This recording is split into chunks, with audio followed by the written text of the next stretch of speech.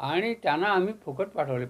माझे मित्र बिचारे अगदी सुंदर संपादन करायचे, ते नावं लिहायचे त्यांच्यावरती, ते मोठमोठ्या लेखकांनाही पाठवायचे. म्हणजे किती आश्चर्य आहे की ते अंक पु ल देशपांडेंना सुद्धा पाठवायचे. पु ल देशपांडे वाचायचे आणि हे वाचायचे, पण हे म्हणायचे की दिली ना, पाठवून दिली वर्गणी. त्यांना काय वाटलं की असतील ना 100, कुणाला माहीत लक्षात आहे तुम्ही दिले का नाही दिले. पण एकाच माणसाने दिले होते मला वर्गणी फक्त ₹25. त्यामुळे आता माझ्या लक्षात होतं कोण आहे. अजूनही तो मनुष्य लक्षात आहे, तोही आपला नाही.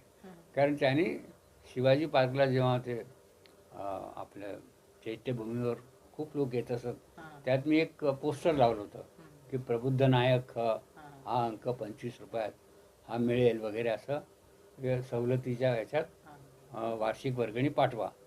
तर ते दादरला पोस्टर लावतो. तर दादरच्या एका डॉक्टरनं ते वाचलं आणि त्यांनी